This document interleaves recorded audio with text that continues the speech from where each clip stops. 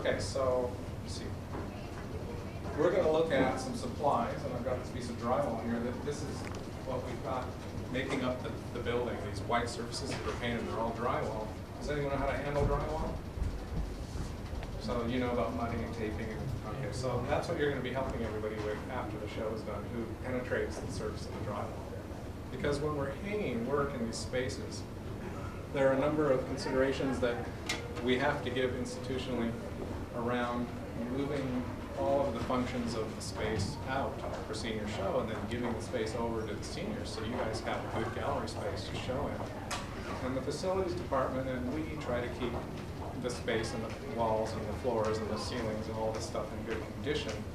And you'll need to do that too. Otherwise, the senior show becomes a thing that degrades the building and leaves us messes when we finish, and that's going to make it harder for us. So our agreement is with digital that we'd like you to have the second floor as a beautiful open space to show in, but of course to do that you'll have to install conscientiously, and that's what we want to try to give you information to help make it happen. And so the first goal, in my view, is that you have a successful, beautiful, pleasurable show experience and that your work looks great and you get to use the space to its best advantage for your benefit. That's our goal. But we want to also do that in a way that's fast, cheap, and easy to get rid of, easy to take down, and easy on you when it's over, so you're not having to come back 6 times and do steps trying to restore a space that essentially was damaged by the installation. So let's figure out how to get the things done that you need, plus do it in the cheapest, most efficient, fast way that's clean, and then we can go forward. So to start with, there's certain things that we've been told by facilities about hanging, and that means hanging either from the ceiling or hanging onto wall surfaces.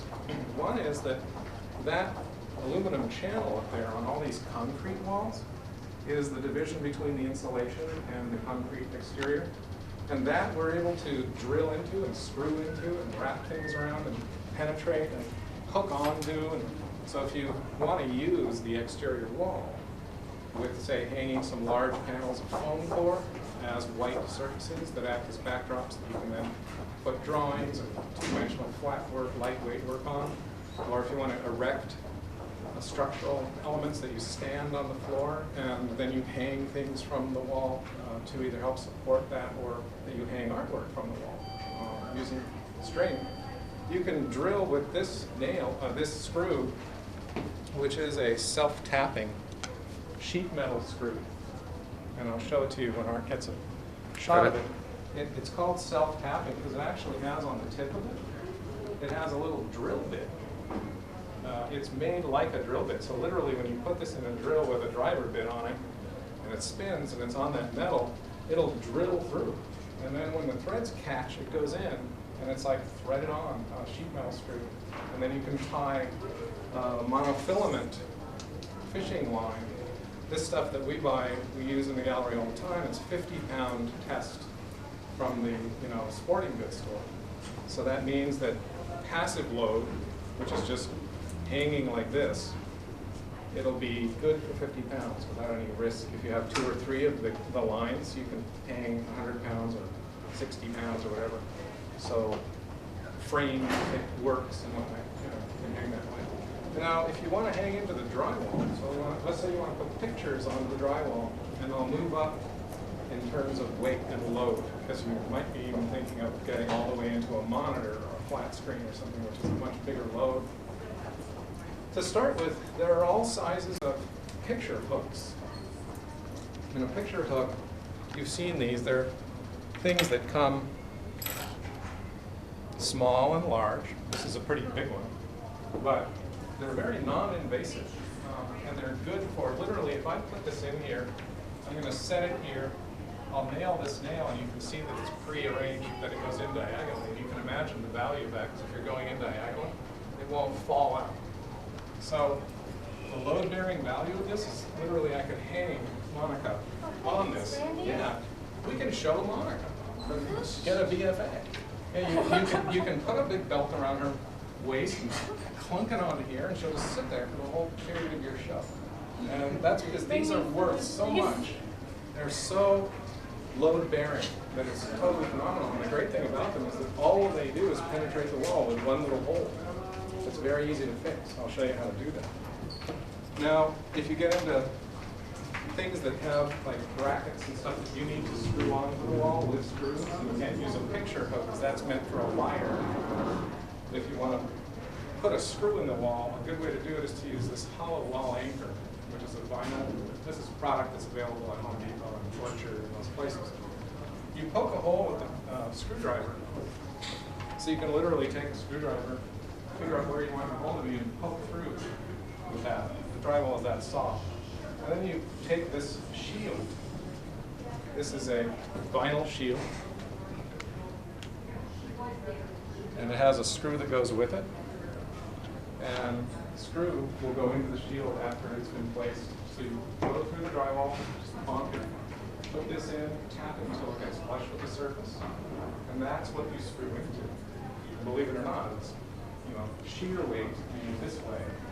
It's good for many dozens of pounds, probably 60 or 80 or 100 pounds. Does the first floor have a drywall, or is it more of like a solid?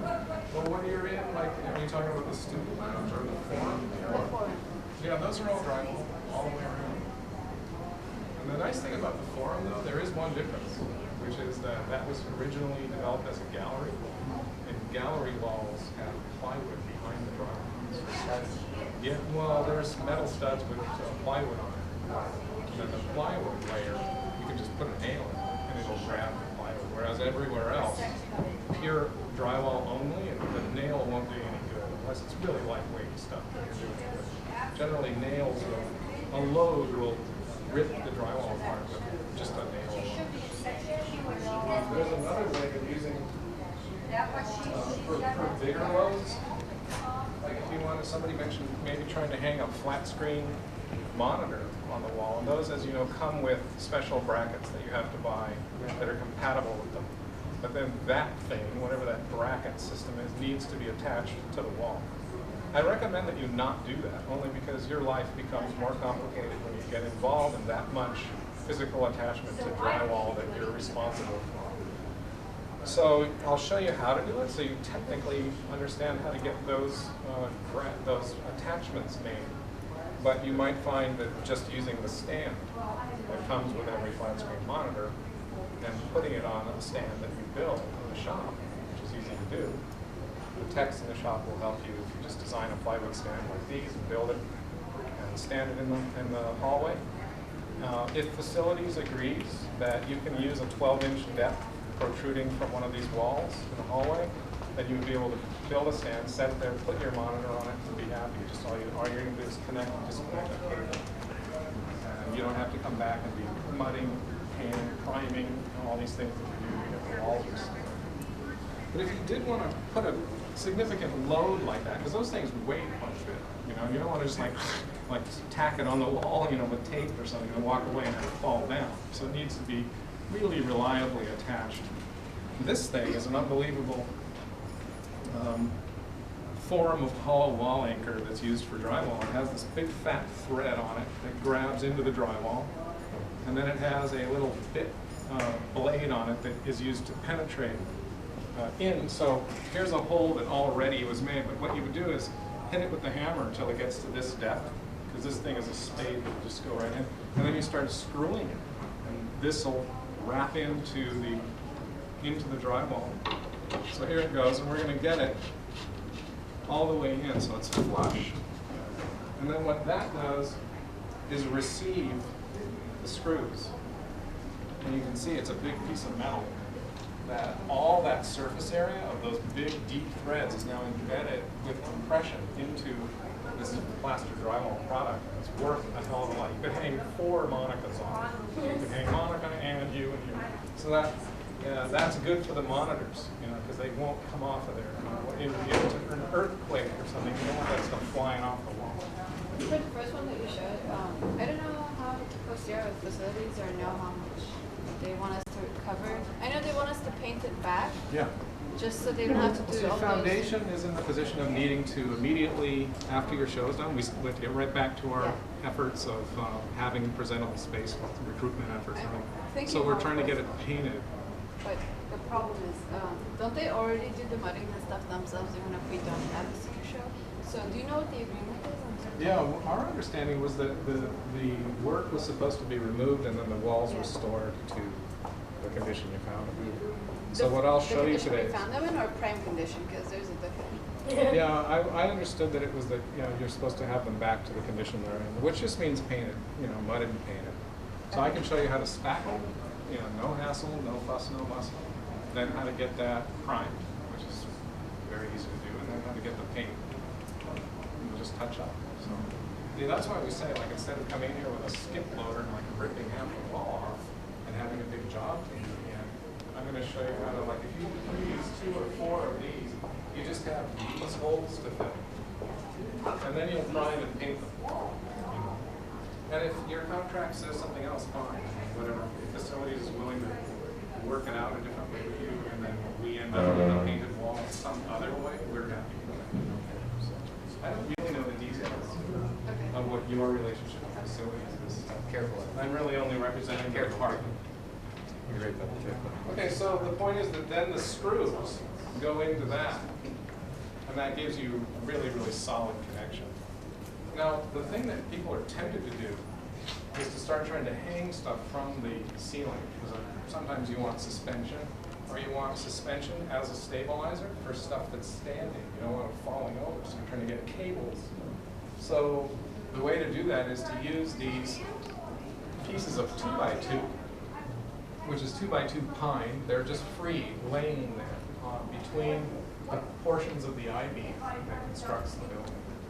So we were told that we're allowed, we can't hook anything to any of this conduit, the electrical, which is the silver aluminum stuff, and we can't hook anything to the light fixtures, and we can't hook anything to the air conditioning ducting or any of its straps or stabilizers or equipment related to it, and we can't hook anything to the track fixtures, and we can't hook anything to the sprinkler water lines. In other words, all of what's been installed here is not allowed to be used or touched or hooked onto for any purpose. And that's because all of its load-bearing capacity was only ever calculated for the purposes that it serves. It's not also a thing that you can start hanging stuff on, because that changes the loads and the corrosion factor, you know, stuff like that. So instead what we do is we lay, literally just passively lay, a piece of 1x or 2x2 pine that you can buy at Home Depot cheap. And they can be moved this way and that way by going from one bay to the next. They're just sitting on that flap of the I-beam. And from it, you can wrap this stuff and use chains and hooks and eyes and whatever you want, really, because it's harmless, you know. And the nice thing is when you're all done with your show, you just get up on a ladder and pull it down and walk away. There's nothing left. So that's how you deal with suspending from a ceiling. We know that you can suspend off the rear wall. You can't drive in with masonry screws and stuff into that concrete. And then we know that you have drywall anchoring that we talked about. And when you're done with your drywall anchoring, if you do get involved in that, I want to show you how to deal with patching it. Let's say this is your opening.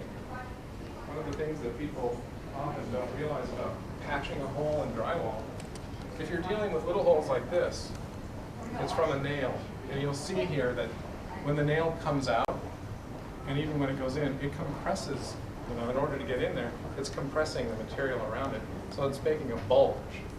So all of these holes have protruding, bulging, and if you take a, you know, if you take a knife full of spackle and go over that, it's going to like catch on this protruding material and make level changes and stuff.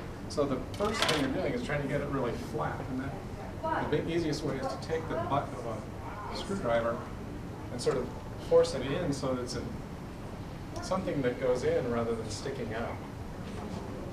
Once that's in, it'll be possible to run a little bit of paste over that and it just fills it. You know?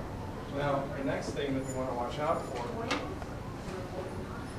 is that you can overuse and get too heavy-handed with mud. So once I have that protruding part sunken in, I can just lay in a little of this is drywall compound, wallboard, and it's a very lightweight and inexpensive. And then I'll smooth it off, so it's literally that simple. And the nice thing is that when you're on the wall, you only want to patch, you don't want to be, I don't know why, but some people do, they're like, oh, here's my hole, I'm going to patch it. It's like, I'm patching! You know, and it becomes like this completely inane, excessive situation. And then it dries, and now it's like solid as a rock.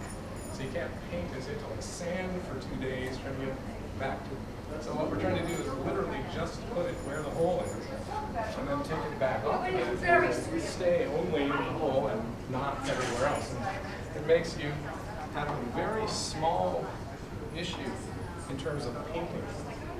Now, of course, when this dries, initially, that stuff that I put in, it'll shrink.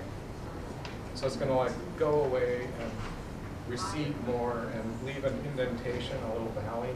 And so after it dries, like in a couple of hours, you'll have to come back and do a second application to get it nice and flat, flush. Build up the filler. And when you have a flat, isolated hole like that, you can take some of the primer. The facilities will give you the primer they use, and use a little cheap one of these that costs 19 cents.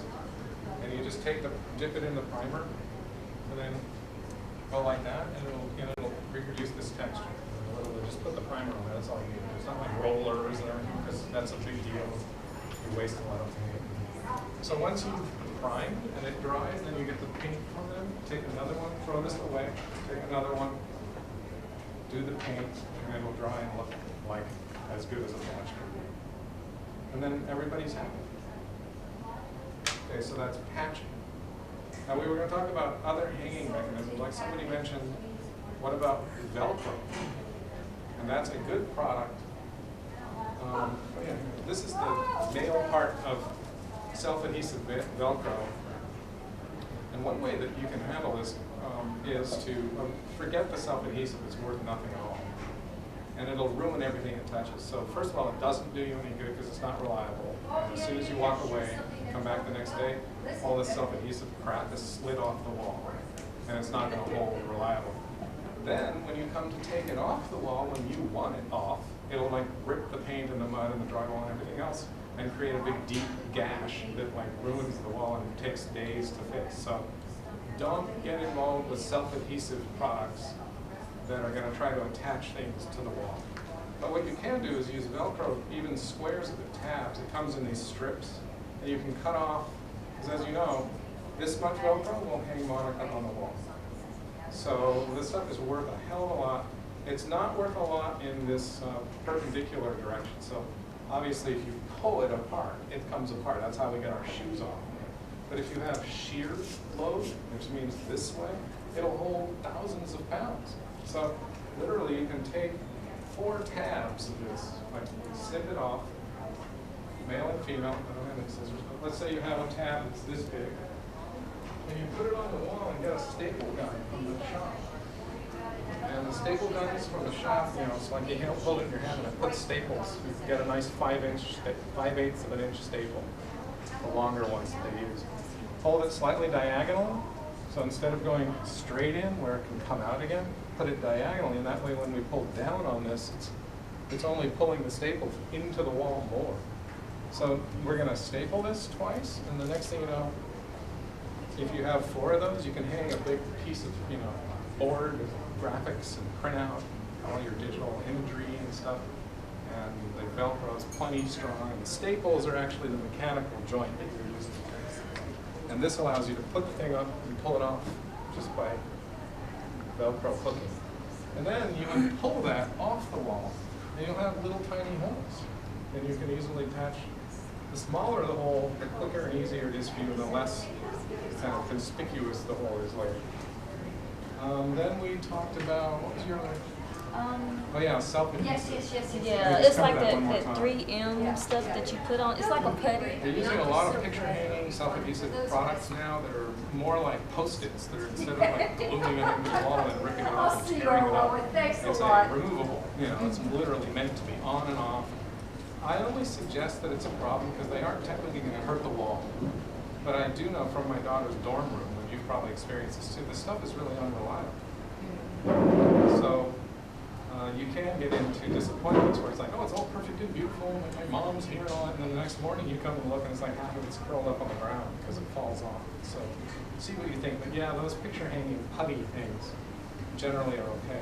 The one thing absolutely never in your life ever use on a wall in your house or some office building where somebody asks you to hang things or anything, just wherever you're trying to hang, don't use foam double stick tape. And that's because it's very effective as a bonder.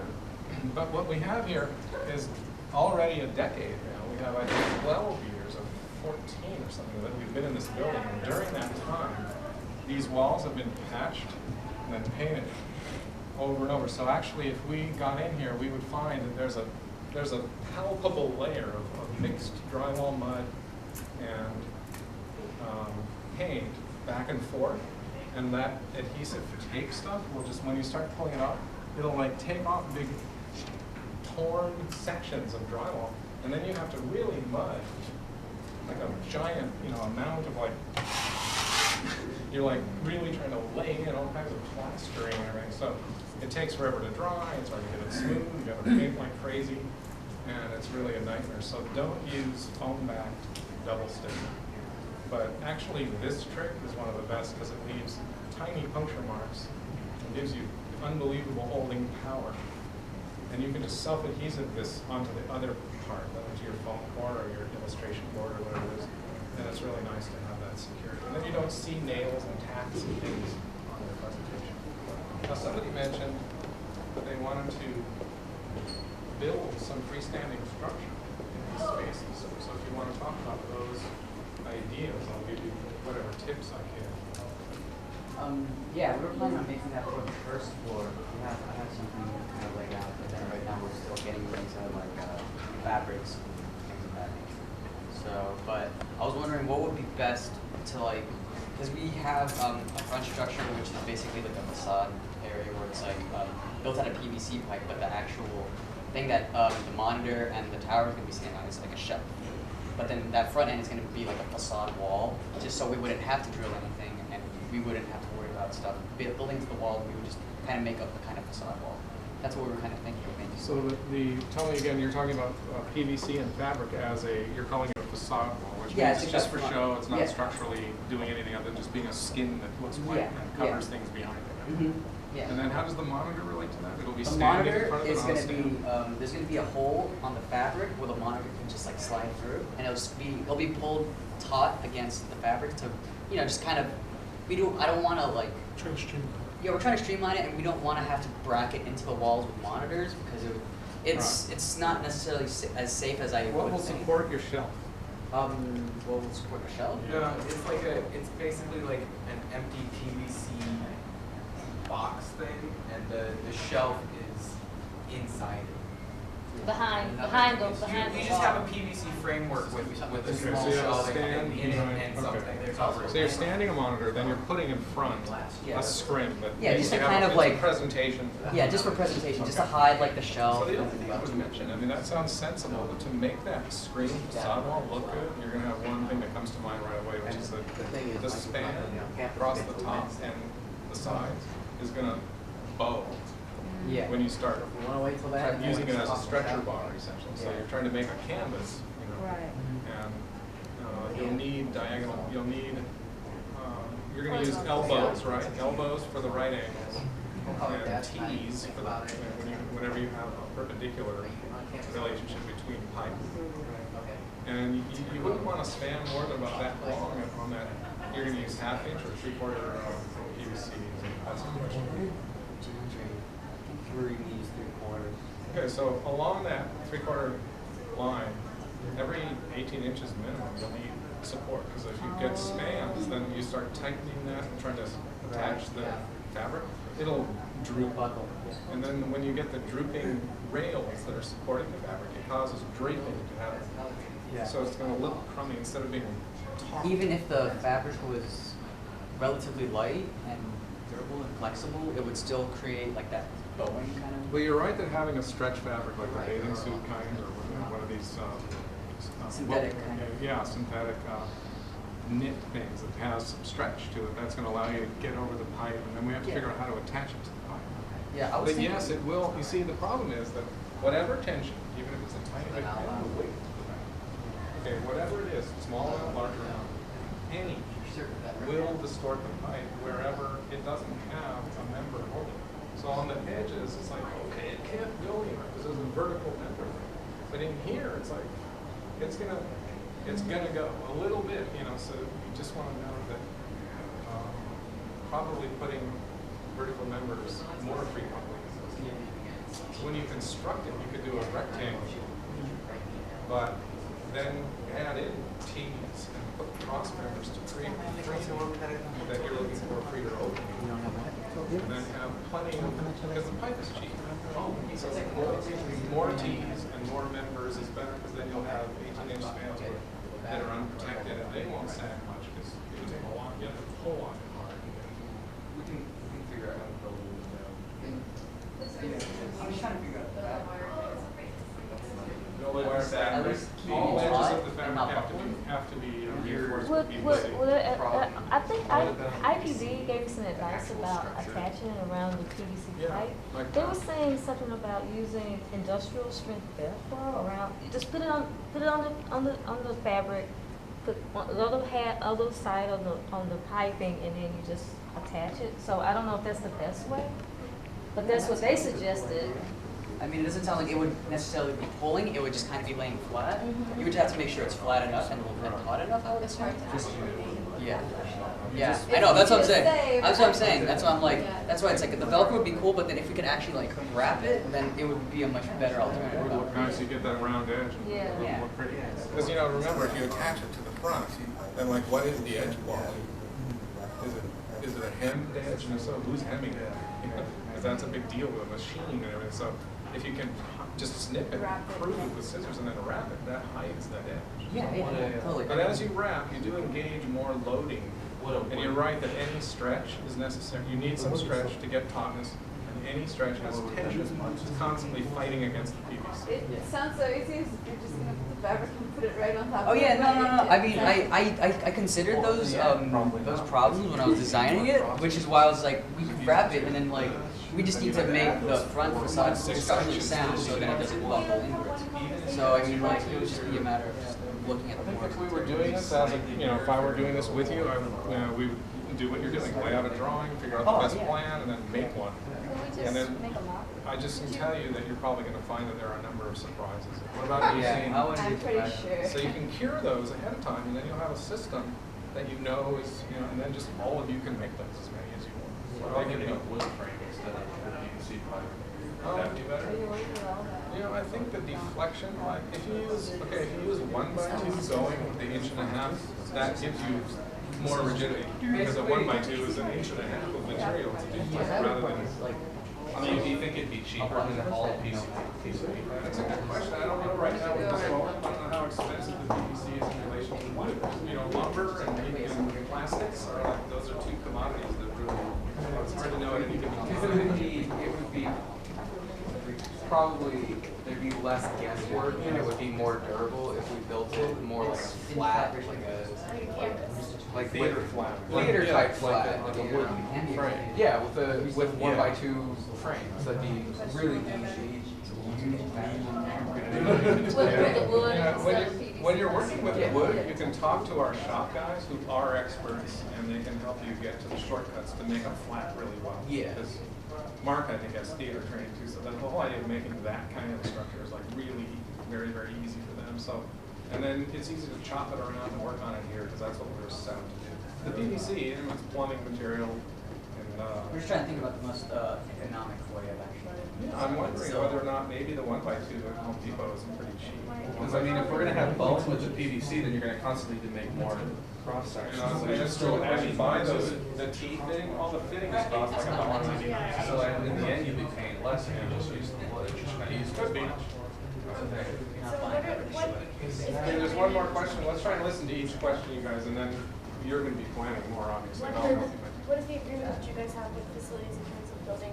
So they can build podiums and stuff, but other structures that would just sit independently on the ground? Is Yeah, that I mean, okay? apparently anything you can get in and out of the building that doesn't hurt anyone, that doesn't engage physically in any contact with any of this stuff, I think is fine. I mean, if it just sits on the floor without scraping it off and marring it and making a big hole in it or whatever, I think it's okay. So, But there are rules about putting things in hallways. Yeah, no, Yeah, it would be in the yeah, hallway. yeah. We're not in the hall. there's Okay, little all right. egress things so that- Yeah, it wouldn't be in the hallway, it would be in. I mean, you're each gonna be filling out a facilities contract anyhow, and then whatever they detect in your contract that somehow is a problem, they'll talk to you about, so. But I'm not aware of, if you wanna erect things, modular things too, or go together and take it apart and pull it out. Yeah, the last 3 years that I've seen Senior Show down here, there's just, it's just a podium, like, kind of in the middle of the room with a screen on it. It's not like, People have been doing very simple installations. They're, I mean, they've looked pretty good. yeah. No, we're just like up on the 4th floor, there's just all these rules that we've been Can't have things coming in straight subjected to, walls. but that's literally because you're talking about on the 4th floor, Yeah, they it's don't all have hallway. open rooms. Yeah, It's just no, one it's hallway, all and it's hallway. fire code. But yeah, it's not, it's null point, you don't have to even worry about I us. think that applies here too, but as far as I know, Yeah, I know. I believe you can do up to a 12-inch depth stand against the wall. Yeah. But I may be wrong. Any other questions about what we've talked about so far? I think so on this, so like displaying sculptures along with like monitor stuff, Yeah. we can just have podiums like this. And just, Yeah, build some stands. The problem that I was thinking about is like, what is transportation? Okay, if you don't have other questions for me related to this content, then I can let you go. And then if you want to talk about, you're welcome to email me, and I'll, just as a friend, I'll do my best to give you hints of things that I think are possible ways of approaching these problems. And then the shop guys are really helpful too, just Andy's the master. generally qualified.